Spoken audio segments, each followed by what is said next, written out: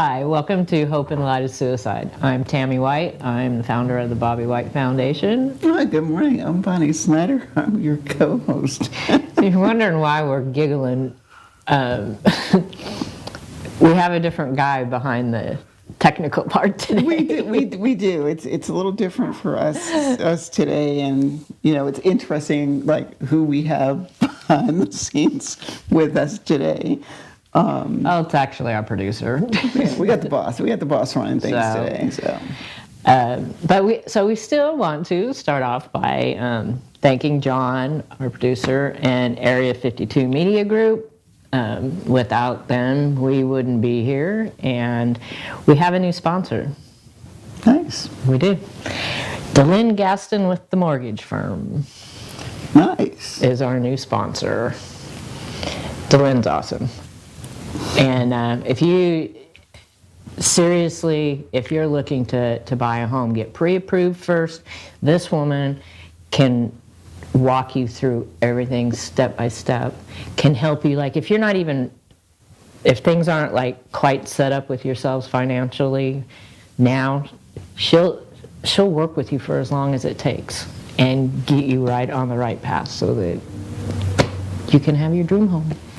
I think I would speak to, and hearing DeLynn is a sponsor for us, because not only what she doing what she does in her profession, we know her personally as well. Right. And what I love about her is even if it's not mortgage related or whatnot, just having that person as a personal friend. And it's my thing is she's not doing this because we're friends. No, she's not doing it because I don't think and one might argue, well, is that part of it? I don't know, but I think that would be like the last thing on the list. Oh, and by the way, because we're friends, she believes in this. She believes in what we're doing. She believes in what we're doing because it has affected their family. Suicide has affected their family, and very closely. And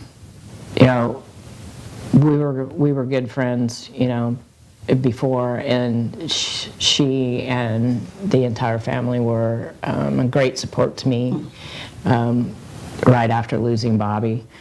Even a couple times when I broke my leg, her and one or two of the kids would come and pick me up on my crutches and take me to a baseball game or take me to someplace else that we had to go because I couldn't drive. But yeah, so we're really happy to have DeLynn on board with us. Oh, I know. I love it. So, and also I want to just do something like really quick, and I didn't even know it until this morning. I was reading Facebook. One of our former guests, she's been on a couple times, Teresa Daniels. She lost her 18-year-old son, Tristan, to suicide 9 years ago, and today is his heaven day. And so I just wanted to mention him. They, Tristan's mom and dad, Teresa and Steve, every year they have kind of like planned a special trip or to do something special. To kind of lighten things up and to remember Tristan, and that's what they're doing this weekend. So I find with those of us that have lost people, have lost loved ones, that we're able to find comfort in the things that we do to celebrate that person that's not here with us anymore. I think all too often what happens is people focus on the negativity, the darkness, and the loss, and not the memories and the good times. It's almost like with some people, it becomes an issue of it's taboo to celebrate this person. We think several weeks back, when we had Tammy Maupin on with us, lost her son Carson, and every day when I'm on my social media page, I see where she's created a page. It's the Carson Neal Maupin memorial page, and she posts things on this page like every single day. And every day I see a different meme from her, that's basically saying, I talk about you because, I want to honor your memory. I talk about you because it keeps you alive. Just because you're not here doesn't mean that I'm not going to stop talking about you. Very similarly after Patrick, Devin, my grandson, used to call, look at Patrick and refer to his dad. We were doing Father's Day shopping one day, and he found this plaque that said, "Dad, the man, the myth, the legend." And, this is how, Devin saw his dad. And so for Pat, we have, a similar, page, on our social media that says, Patrick Phillips, the man, the myth, the legend. And, we put on it, this is, a place where people can come to, remember him and whatnot. And I remember his very last, I think we've shared this before, but his very last birthday that he had was we did a barbecue. And it was just, an intimate barbecue at the house. It was just, me, him, his sister, the kids, a few of his friends. And I remember him looking at me and it's like, this was the best birthday party ever.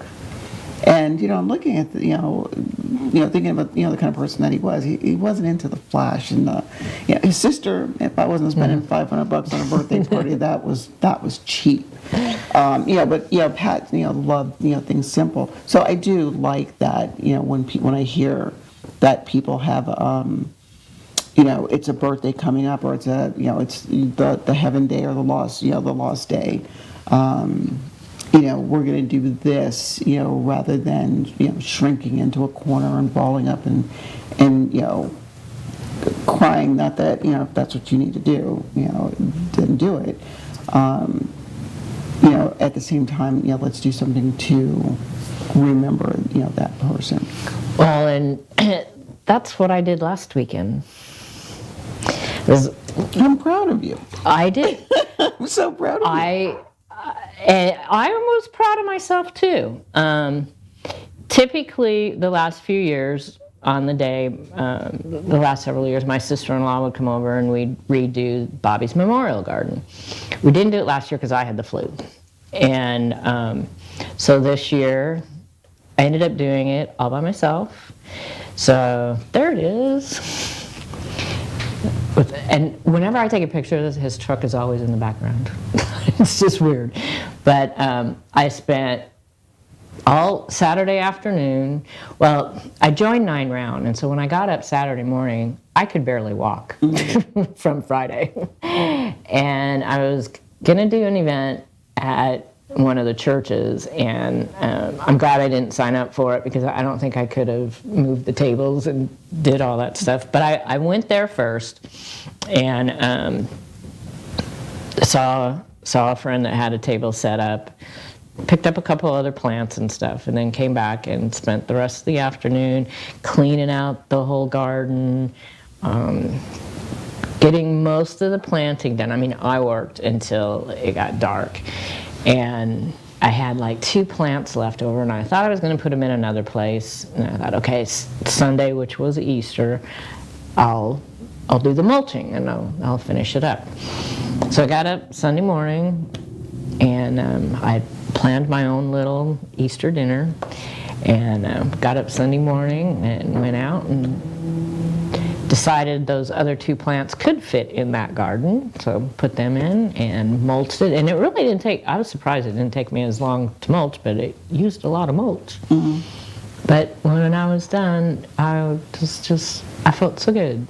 And mowed around that area. That tree, where that tree is, the tree died, but we only cut it. We cut it to, it's probably still about 12 feet tall. So it has these vines growing up it, and it's in between the house and the gallery. Mm. So that's what you see when you first come in. And I think I did a pretty good job. You did. I remember you posted pictures of it. Yeah. And I saw it and I was like, wow, that looks good.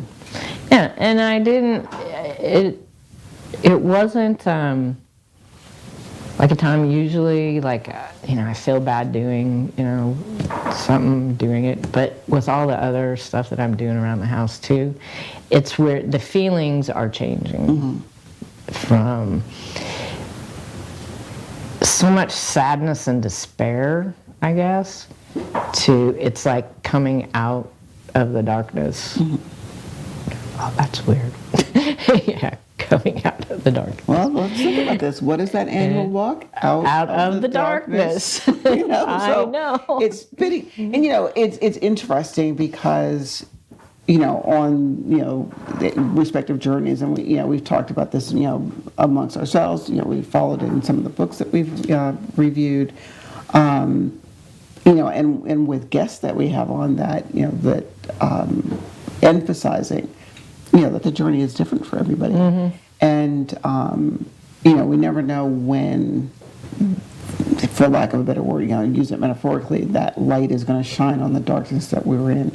Because I think what, I'm trying to think, what interview? I was watching an interview, it was an interview with Prince Harry. I love Prince Harry. Oh, I do too. And I think it was, I want to say it was a 60-minute interview that he did with Anderson Cooper. And I might get the two mixed up because I watched the one he did with Anderson Cooper and I watched the one that he did with Stephen Colbert. Well, anyway, he was talking, it was the Anderson Cooper one. So he was talking and, they were asking questions about, the death of his mom and, how he processed it and whatnot. And he talked about, a lot of it I think had to do with, royal protocol and what is expected, how, he said he wasn't allowed to cry. And as I'm listening to this interview and I'm relating it to, a loss regardless of how you experience it. But where he said, the one thing that stuck with him is he's, as they're walking around and he's shaking people's hands, and he realized people's hands were wet. I saw And that. he's like, he's like feeling this sense of guilt in a sense because these people were crying and he's shaking their wet hands and he knows that the wetness, the moisture that he's feeling is tears. Right. And he was like, but I couldn't cry. And then he was like, it wasn't until after, they went to, the funeral, to the burial site and buried his mom because that was the first time that he ever allowed himself to cry. But then he said, as time progressed, besides, how one of his coping mechanisms was refusing to believe that she was gone. Right. It's like, today's going to be the day she's going to call us and say, okay, here's where I've been hiding, come get me. She wouldn't do this to us. She wouldn't, just die. But what struck me was when he said, my mom just wanted me to be happy. And it was like, almost like, I didn't, and it took a therapist. To tell him that in his mind he felt that he needed to cry in order to prove to himself and by default his mom that he missed her. And as I'm listening to this, of course, as a therapist, I'm looking at this and I was like, you just hit nails squarely on the head, because I feel that we do go through these exercises, I guess, for lack of a better word, that if I'm not shedding tears, that must mean the person who's not here anymore didn't mean anything to me. If I am happy or I'm engaged in things and I'm smiling and I'm joyful, that must mean that the person that's no longer here, didn't mean that much to me. And I'm like, no, God. And trying to impress upon people whatever emotion you experience is your emotion. Let it happen. I might say embrace the guilt for a moment, but not so much embrace. But then I was like, oh, wait a minute, maybe I want to say embrace the guilt. Instead of process the guilt, like where's it coming from? And if it is, oh my God, this is coming across that this person didn't mean anything to me. No. No. What, and that, just saying that reminded me of some passages in the book that we've been kind of going through, Finding Meaning by David Kessler. It's in the 12th chapter, More Love Than Pain. And I mean, there's a lot in here, but one is, if you're sad, you need to stay with the sadness and feel it fully. Marianne Williamson says, if you have 100 tears to cry, you can't stop at 50. Right. And I mean, that's something that, those of us in my profession, we say all the time, allow yourself to have the feelings, process the feelings. And I think what happens, I was sitting in I was in a training this week. And I remember, people were, this woman who was doing the training, and they were like, oh, if you see somebody crying, what should you do? And one of the, participants, in the training had said, give them a tissue, or, offer them a tissue. And I was struck by this, because, mind you, this training, I would say a good percentage of us in this training were all, mental health professionals. And my first thought was, what school did you go to? Because I was always taught, and I firmly believe this because, maybe not because, I believe this because, let me stick with because, I, ascribe this to myself. If I'm in tears and you hand me a tissue, I might interpret that as, stop crying. You really shouldn't cry. Oh, no, this is what I was taught in school. Okay, mind you. And I sat back and I thought about this. I want you to stop crying. Where, for me, whenever when I work with individuals and, the subject is going to be a little difficult, I will have a box of tissues nearby. This way, if the person that I'm talking to wants a tissue, I will, not that I will allow them, but get the tissue when you want the tissue. Because, to her point, when you say you have 100 tears to cry, you can't stop at 50. Well, my training says if I hand you a tissue at 50, and, I'm the professional in the room, I'm telling you, crying is not okay. Yeah, I wouldn't interpret it that way. But I went to school because I didn't. Likewise. Yeah, I didn't interpret it that way. Yeah. There's some things about schooling that I don't agree with, but my therapist, she did have a box of tissues right beside the chair where I was sitting. Oh yeah, and like I said, I totally agree with that. And yes, I can look at you and say, just because you have schooling does not mean that you know everything. No, I'm just speaking to, what I was taught, right. When I did my master's, and then I heard the same thing when I was in my doctoral program. And it's like, you don't hand them a tissue. And again, I'm like, this is the second time I've heard that. Sometimes school in real world isn't. Oh, that's anything. That's. I think about that when I was in the military. We were training. I was, part of my career was corrections. We're going to go down a rabbit hole for a second. And I remember, we're going through training on, this is what's going to happen in the jail and this, that, and the third. And, I was like, okay, so you're going to teach us the basics. And then you go out in the real world. It's like, they didn't teach us in school. The military occupational designation when I was in for corrections was 95 Charlie. So we were like, they didn't teach us this is in Charlie school. Or, the same thing, going through, college for, for psychology. There are some, things that it's like, they didn't teach me this in school, which is why we do supervisions and staff calls and whatnot. It was like, okay, help me, yeah. Well, let's talk about this one. So we come out of that rabbit hole of the ins and outs and intricacies of schooling. It's just an experience, twice in my life that I was told don't. have a tissue nearby, but don't hand them a tissue because it's like, shut up. Dr. Phil on his shows always pulls out his handkerchief, gives it to somebody crying. I know, but I love Dr. Phil, but at the same time, it's like, Phil, and every time, whenever I'm watching the show and I see him hand somebody his hanky, Phil, what are you doing? You should know not to hand them the tissue. Like, oh. Yeah. And, it's, I think we all look at that. Some people would say, if I'm handing you a tissue, I don't think we're going to get a debate over handing somebody a tissue. And again, it is up to, personal interpretation. Some people look at it as, I'm handing you a tissue. This is my way of saying, I understand what you're feeling. It's a hug without the physical contact. Right. Where, would you like a tissue?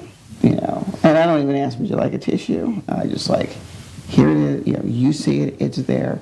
In my own journey of being, with therapists, especially when I was doing, my grief therapy after Pat,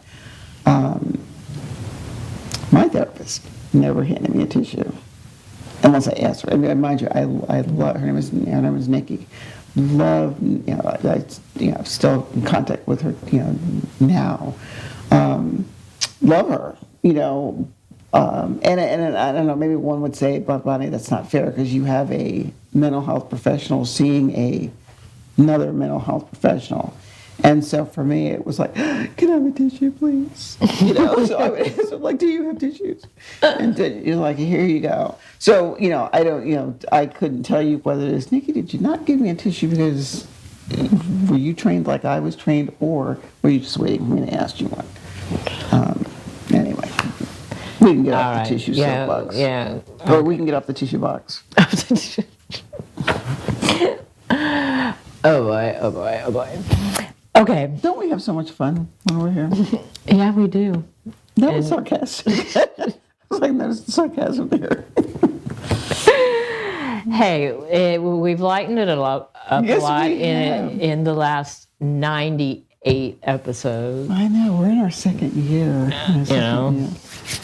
And I think what to me, what I love about, it has lightened up a lot, but I also like the fact that we're not scripted. No. Like, we don't have a little teleprompter up there telling us what to say. No, and half the time we forget what's on my paper. I think the paper is more for John than it is for us sometimes. I had to make extra notes today, but and I didn't change the quote. It's not April for the quote, John, when we get to it later. Anyways, where's your book? At home. Okay. And what's funny is as I was walking out the house, because I had physical therapy this morning, and then after physical therapy, I like in t-shirt and sweats, and so I left physical therapy and I was like, oh, I have time to go to our networking Friday networking meeting. So I dash over to that, and I'm, like in sweatpants and sneakers and, a t-shirt, and, they were like, oh, you're back. And I was like, yeah. And I was like, I apologize for the grunge. I had physical therapy. And I was like, but I'm back. And it's been a month, and I'm back. And, they were like, no, do you look fine? You look fine. And I'm thinking, I was like, yeah, I look like, I'm in sweats. And so I, ended up, like, it's funny because the network meeting ended, just a little early. But then I ended up talking to one of our partners. And so I'm looking, I was like, okay, so now I'm running late. So I had to run home,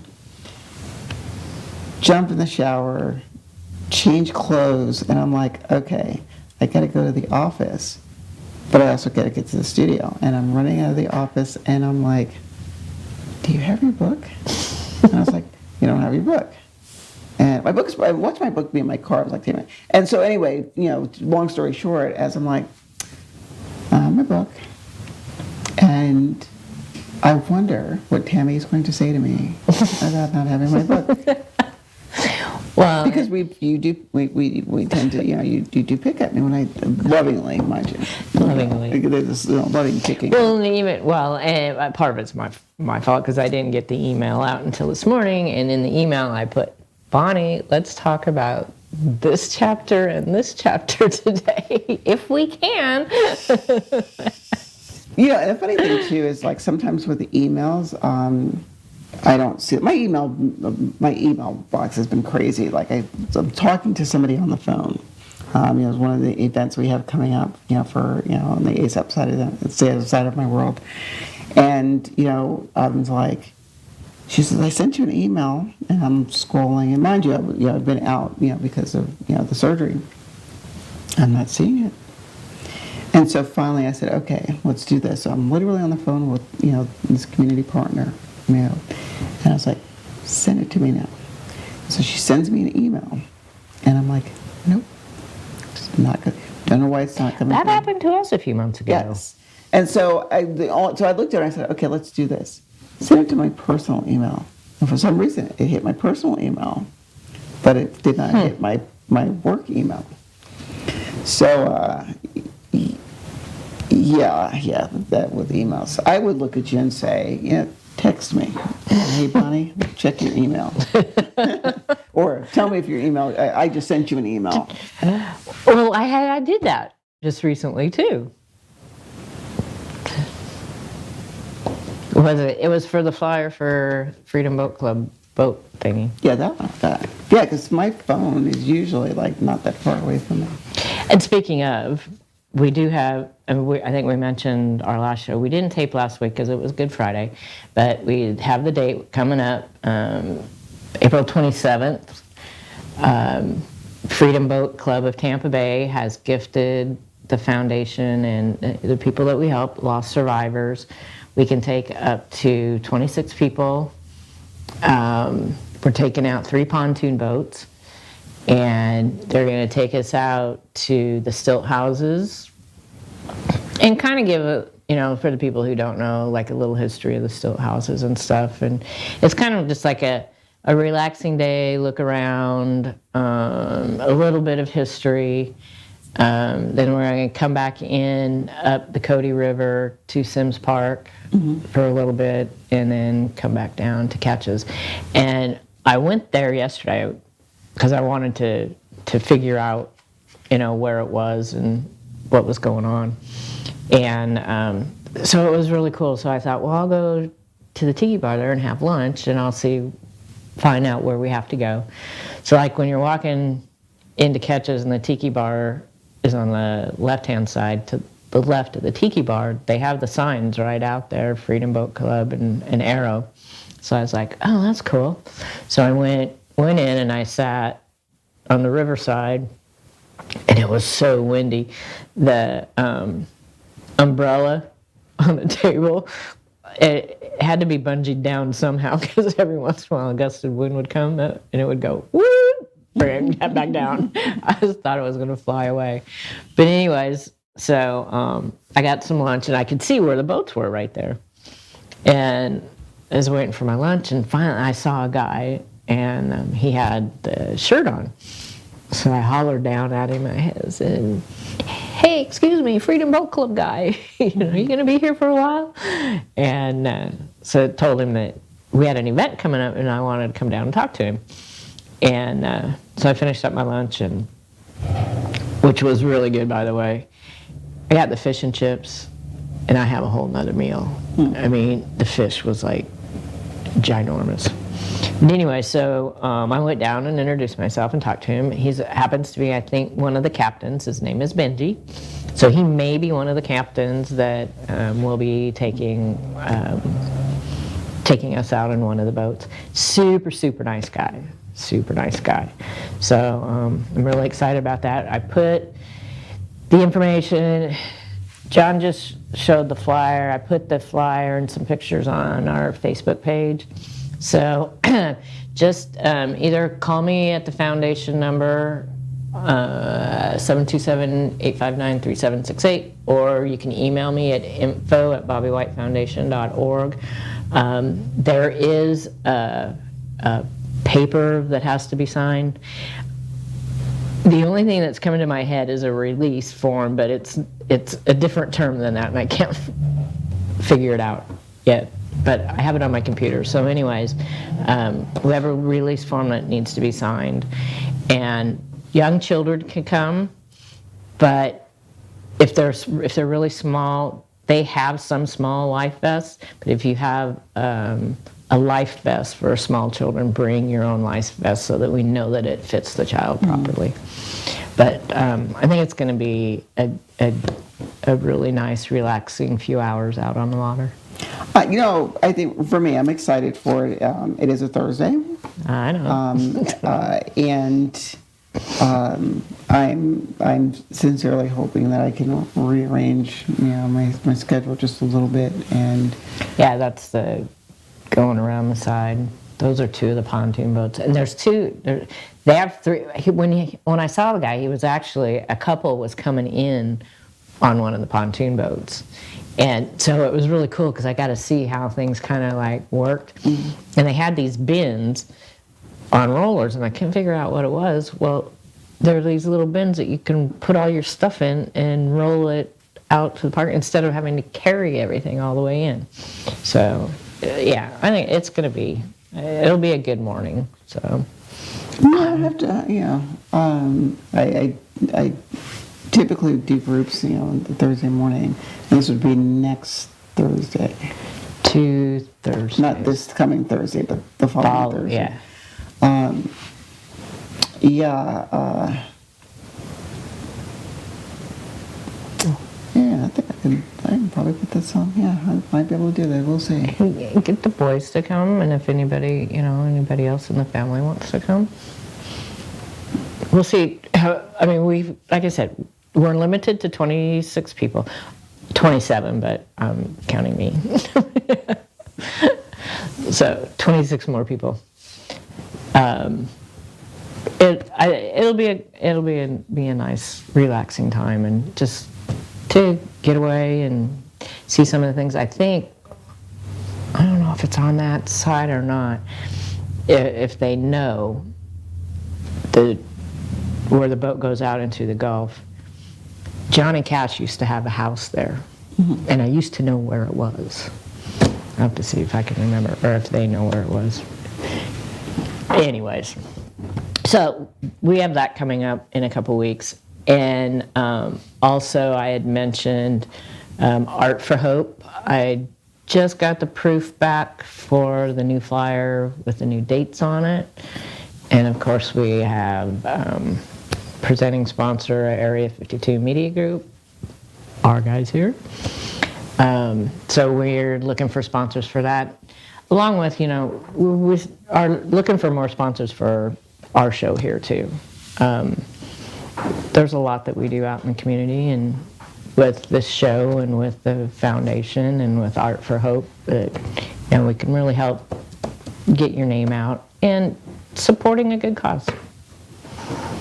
Supporting a good cause. Absolutely. So we were going to go through, and one of the chapters in here was on suicide, and I'm going to hold off on that. But this is the chapter that I wanted us kind of more to sort of focus on today, if we could get to it. We'll share. If you can read it. I thought this first paragraph was really good. Do you want me to read it, or do you want to read it? Well, it says, if I can read it, sure I can read. No, of course I can read. It says, there's a quote that starts from Anne Frank that says, "I don't believe all of the misery, but of all the beauty that remains." And I like that. The common belief is that grief is all about pain. Anyone who has been in grief will certainly agree with that. But I believe there is more. There is love. And I notice you underlined that one. I could not underscore that more. Why do we believe that the pain we feel is about the absence of love? The love didn't die when the person we love died. It didn't disappear. It remains. The question is, how do we learn to remember that person with more love than pain?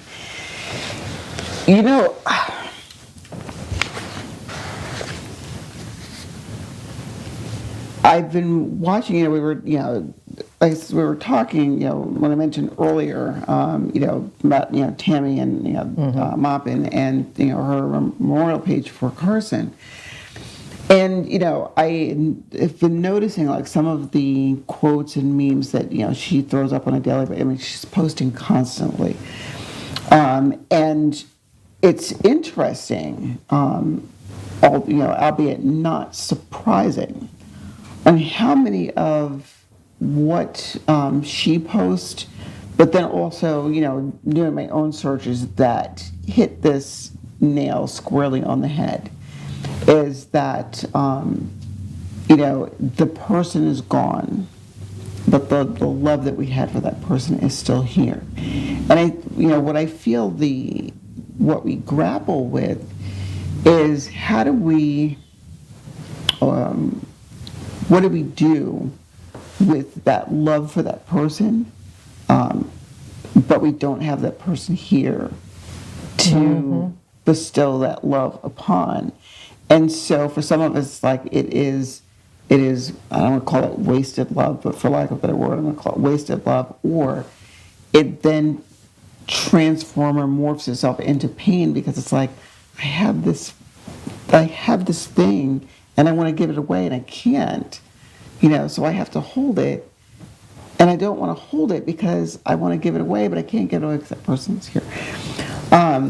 Which is why I love the ideas of doing things that celebrates the person that's not here. You going out and doing, the garden, Tammy and the remembrance page, us doing the show, Right. Getting involved in, the community, events, that we do. One of the other things that I saw that she posted, and mind you, I'm paraphrasing, is, said something to the effect of, the day I stop talking about you is the day I take my last breath. The day I stop loving you is the day I'm not able to love anymore because I've come and I've joined you. And even then, then the love will just continue, whenever we meet again. So yeah, I love that in terms of, understanding, where the pain is coming from, but also embracing, embracing that same understanding. Well, and the pain wouldn't be there if there wasn't the love. That is true. And I also think too, though, even if there wasn't a huge amount of love, there's still, pain and a loss. I think about, and I'm trying to think, I can't even think of anybody that I would put in this particular category. People that we have lost that were not really good to us, or weren't really nice to us, or we had issues with. It's like you love them in a way. There's pain that's still there. I firmly believe that the greater the pain, the greater the love. Oh yeah, I do too. I felt, and I sit back and I look at, somebody, I'll use, you as an example, just because it's easy. I didn't know Bobby. Never met him. No, okay? you didn't. I met you long, a couple of years after the fact. I never met Bobby. So when I, look at people and it's like, well, do you feel pain because this person that you never met is not here? And I could arguably say, yes, I do. Why? Well, because I know Tammy. So I think it's even possible to feel emotion of, pain and or love for people that you didn't even know. Let's think about it. We were talking, when I was talking about, watching the Prince Harry and everything. Right. Well, yeah. I didn't know Princess Diana. True. Yeah. But it was a gut punch. You're right. When I heard, I remember walking in the house, I was in Kansas at the time. It was, before I moved here to Florida. And I remember walking in the house and my daughter, I think it was my daughter, looked at me and says, "Mom, Princess Diana died." And, when she said it, you know how you get that, I'm sure, when you got home and you saw Bobby, that feeling like, like, what is it? What am I looking at? And I found myself glued to the TV for, the next, I don't know how long did they, talk about her and her loss and whatnot. I was glued to the TV, on her service. There is a DVD that has her service, on it, where, they filmed, and I had that DVD. Oh, gee. Yes.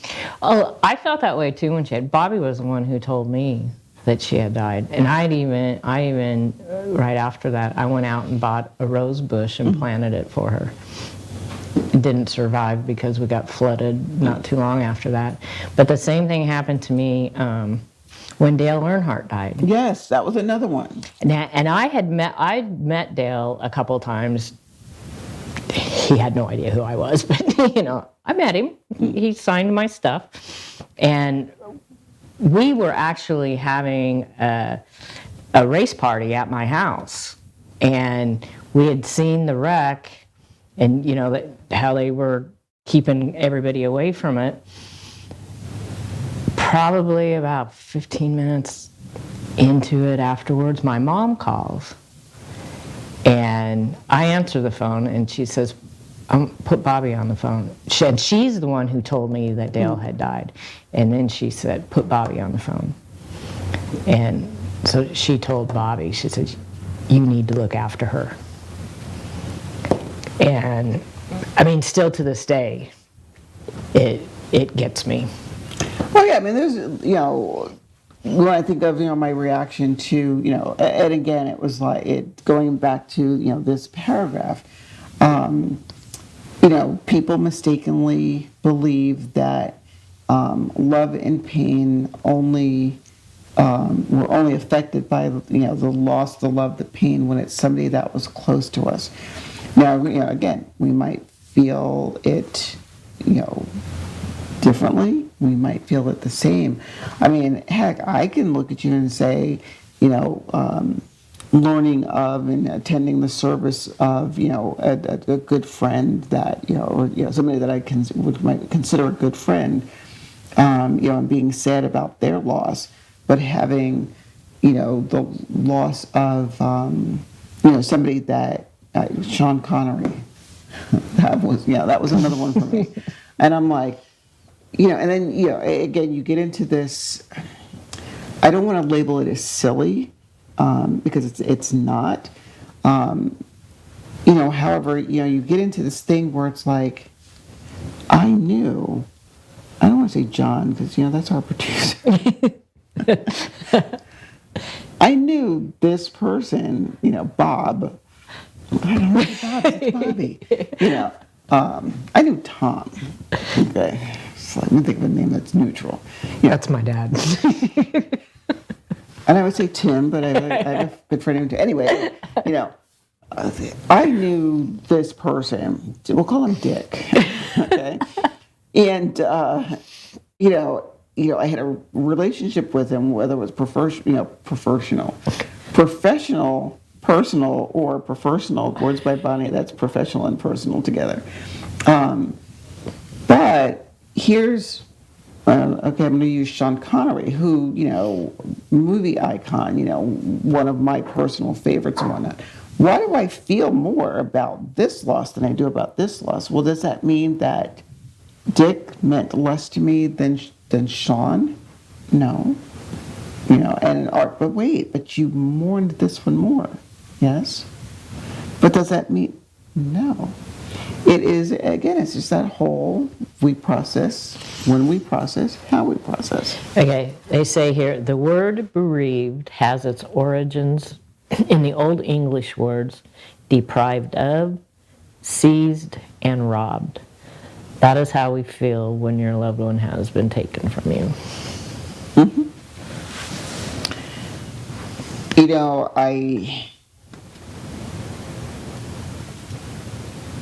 I learned over time to stay away from the word why, because why tends to implicate, or it what am I trying to say? When you use the word why, it's you are assessing blame on the person that did it. Why did you do that? It's your fault that that happened. Or, I did such and such. Why? Well, sometimes I don't know. So, again, like I was taught, don't use the word why. But, when when we experience a loss, that word why comes flooding in. After Aiden, Lord, why? He was only 14. Mm-hmm. Or, with Pat, Lord, why did you do, why did this happen? And then, of course, there's the coda shoe. What is the cause behind it? But I like that where it's like, that's interesting that origin is. We were robbed. We were robbed of time. We were robbed of, even when, when my friend Laura was on set with me, a couple of weeks ago, and she was saying, with losing her husband and her daughter, both, not that far apart, but, both of them have cancer. And, it was like, why them and not me? Why take away this person who still has so much life to live? Why not take me or someone else who has gotten to the end of their life? Well, it's just like with the answers, more often than not with suicide, there's not an answer. No. And you'll never know, because there's not going to be an answer. Well, and a part of me, and I said, I was like, oh, let me think about this for a moment. And at the same time, one could be, no, there is an answer. There was an answer. Unfortunately, at that particular time, and I say this because, you have teaching, when the Prison Rape Elimination Act came into prison, being a trainer inside, the prisons, and, likewise, or, doing suicide awareness, stuff with people. The why is, especially when you're talking to lost survivors or people who have tried to talk someone off the ledge, and that person ends up completing anyway. It's important that we acknowledge, I think, when we're like, there was no reason for this, they should not have done this, why? Is that at that particular time, all coping skills, and processing was done, and this was the only avenue that the person who completes felt. And that is the why. Doesn't mean we have to understand or, totally embrace the why, but recognizing that we have a why. Sometimes we just don't want to acknowledge it. Yeah. You will find that love exists on the other side of the pain. It's actually the other face of pain. Okay. Totally agree. And you can't heal what you can't feel. Totally agree with that one. Which is why, we always say, allow the process, allow the feelings. Yeah, you have to, because you have to work through it, no matter how long it takes. You may never get through it, but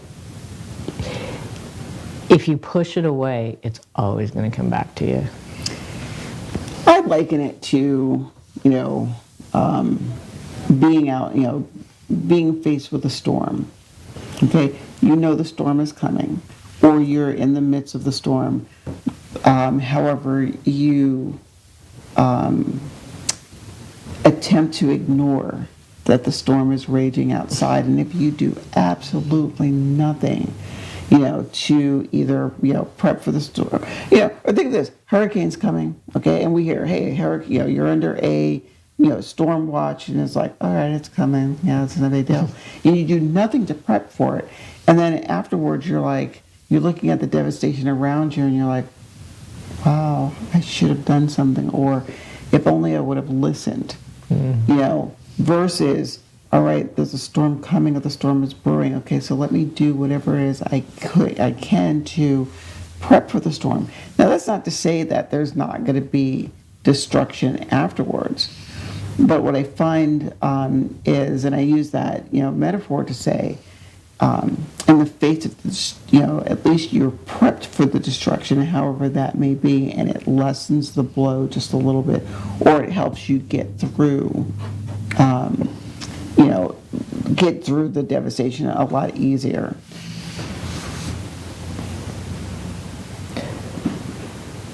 Let's see here. I got all these highlighted things. Oh, I like that one. Which one? There will be times when a grieving person does not want to be told that their loved one has gone to a better place or has gotten their heavenly reward or is with Jesus. That is the last thing. Oh my God. And and again, this is, like we probably repeated this one ad nauseum. I remember, I remember all the things that I said to Kira after Aiden. And then when we lost Pat, and I've said to myself, all of those things that I said was the dumbest stuff that ever came out of my mouth. However, at the same time, I acknowledge that those are the go-to phrases that people use. They're in a better place. At least they're not suffering anymore.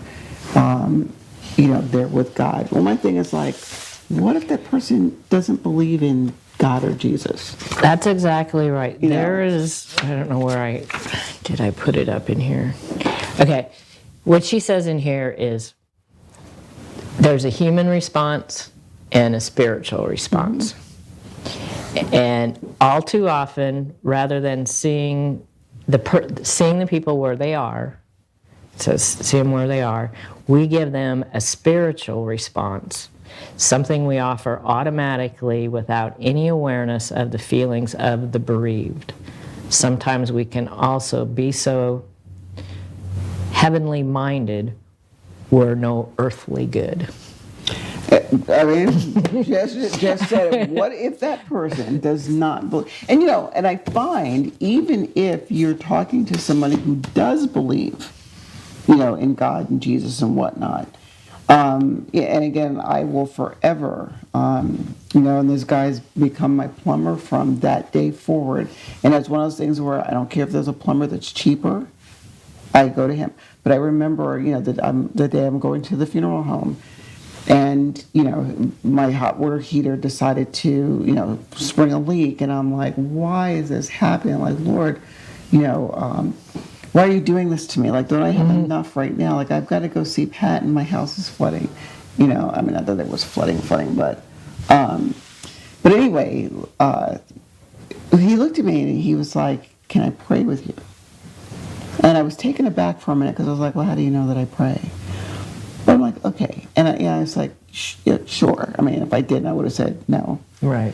But, when he said, God of all things, please, if I ask you nothing else, please don't let her hate you. And, here we are, going on, 4 years, 5 years, I'm losing track of time now. But, many years later, that stuck in my head. And I told him, I said, that to me, that was like probably one of the most profound things that I heard.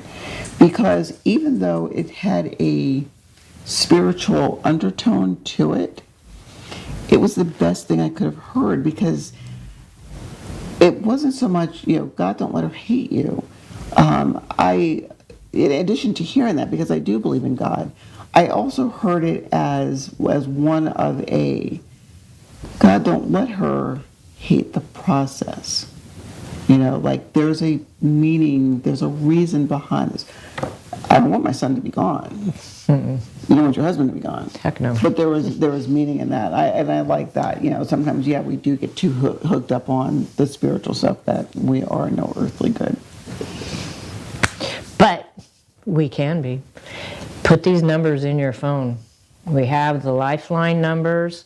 The 988 number is a text and call number. There we go. He was napping. Just have these numbers available. Memorize them. Have them in your phone. You just never know when you might need them. Well, the thing about memorizing them is what I embrace the fact when they took the National Suicide Prevention Line and took it to 988, because you don't have to remember All those what is numbers. that, what's those Right. 7 or 7 digits, 10 digits, when you can put in the area code. What are the 10 digits that I have to remember for that? So I Right. like that 988 is it. Okay, and our hope quote for today is, I know, we have a new guy behind the, No one ever injured their eyesight by looking at the bright side. And I'm sitting back when I saw that, I was like, wow. As we say here all too often, there's people who have the tendency to always look at the dark side of things, only walk in and look at the darkness and whatnot. And you know what? I sometimes like being blinded by the bright side. yeah, I want to see the brightness. me too. And I want to thank John and Area 52 Media Group today. We do today. And remember, guys, There is always hope. Thank you.